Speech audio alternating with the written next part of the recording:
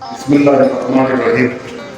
محترم اساتذه کرام او خوږو بچو، دا اسمبلی داسې پکار ده چې دا داسې لکه ژوندۍ اسمبلی چې د خلکو پکې لکه دلچسپي هم وي، لکه داسې سیس پکار دی، داسې څه آیټمز پکار دي چې یو طرف ته د دې ماشومانو هغه کم ادبي ذوق چې کم دی هغه پیدا شي، په دوی کې لږ کریټیکل او کریټیو تھینکینګ را پیدا شي.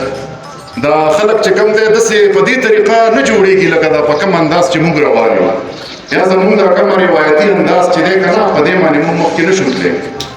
نو په دې اسمبلۍ کې به موږ داسې کله ناکله تاسو له ستاسو د دغه پیدا کولو د شوق او د ذوق پیدا کولو دپاره به موږ کله ناکله داسې آیټمز تاسو ته پیش کوو او چې تاسو هم داسې جوړ شئ. لکه نن موږ تاسو له یو څیز راوړی دی، ګوره د تنزیه او مزاحیه انټرسټینګ. زه به استادانو صاحبانو زما خاص دی چې دوی ته خپل کلاس روم هم چې کوم دی او خپل کلاس هم انټرسټینګ وي. لکه په دې باندې نه کېږي دا کم سختي، دا کم بوریت او دا کم داسې سټرکټنس، دا د غلامانو انداز دی، دا د آزادو خلکو انداز نه دی. موږ کوشش کوو چې موږ د ازادۍ خویونه خپل کړو. نو نن د یو شاعر او مطلب د یو نابغه شاعر غني بابا یو نظم دی چې هغه په جیل کې لیکلی دی. سوچ کوم لکه دا سړی تاسو سوچ کوئ چې د جیل ته ولېږدو، نو او خبره داسې ده چې دی څه ویل غواړي. ګوره ده په مچ نظم لیکلی دی، په مچ باندې نظم نه دی لیکلی. د دې مچ په اړ کې د معاشرې ډېر کردارونه په نښه کړي دي او ښه رسا ګزار یې کړی دی او د خپل غم او غصې مطلب اظهار یې کړی دی چې خو لکه مطلب خلک وایي که نه وایي لورې تا ته یې ویل نو انګور ته یې واوړه. نو مچ یې یاد کړی دی، خو د مچ په شان نور ډېر کردارونه دي چې هغه یې په نښه کړي دي. نو تاسو لږ دا انجوای کړئ، لږ د ځان دا بوریت ختم کړئ. دا څیز رسمي شوی دی، دا رسمي څیز چې کوم دی نو دا مرګ دی، دا غلامي ده. نو لکه خبره داسې ده چې دې کې به موږ نوي نوي څیزونه شاملوو او ستاسو هغه د انټرست سیوا کولو لپاره چې تاسو بیا د سکول ته راځئ نو چې په ډېر په شوق راځئ او په منډه راځئ چې چېرته مانه څه شیز مس نه شي. نو مچ باره کې څه وایي شخ شي چای کې راغوټه شي، دا د څه خربي شی رنځ دی، پکې داسې چورلک وې ته به وایې د بنګړې منځ دی. نو دا خو مچ دی، خو دا ګوره انسان هم کیدی شي چې په نه کار کې د ده کار وي، چې کوم د ده کار وي هغه دی نه کوي، خو چې کوم ځای کې لکه دی ده ته ضرورت نه او دی مسلې جوړوي نو بس په هغه ځای کې دی رادانډي. هغوکې ژبه د شه خاورې نه دی خوب شته نه قرار.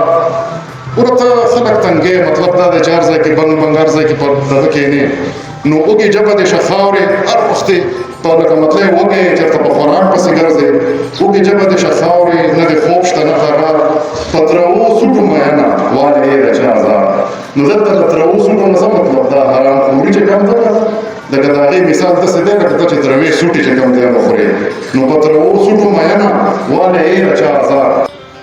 د هر چا کره مېلمې نابللې بې عزته، نه په شړپ باندې جاروزې نه په سود او نه په لټه. تور د مخ بې شرمه سترګې تیار خورې مردار خورې. مطلب ته څه کار نه کوې که نه، ته راسکډي نه کوې دا کم انداز چې ستا دی ته هم په دې عزت کې راځې. ته چې کوم دی نو بس تش ناست کې بس وخت ضایع کوې، خپله ذمهداري نه پېژنې. نو د هر چا کره مېلمه نه بللې بې عزته، نه په شړپ باندې جاروزې نه په سوک او نه په لته.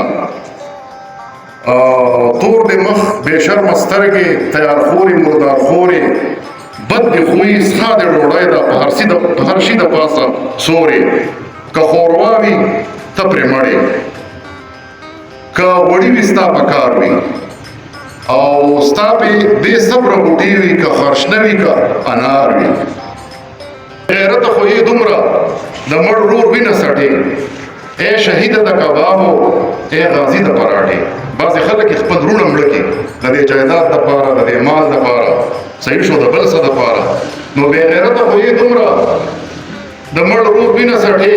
ای شهیده د کبابو، ګوره دی د کبابو شهید دی، په کبابو کې مري سر خوري.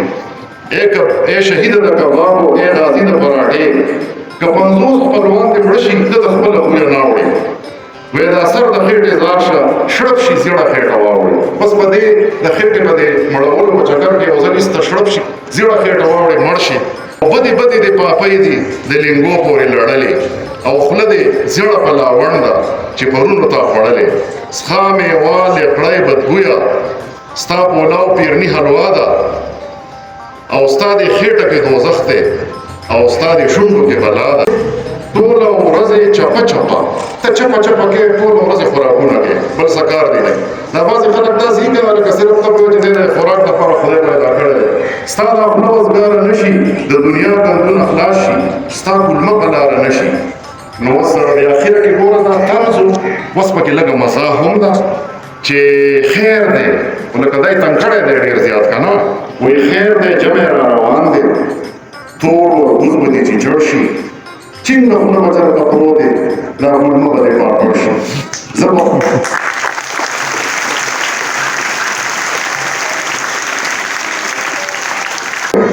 زه به خورمه په پلار تود شربت او خوږې ګوړې او دا ډوډۍ بیا به دې مړه وي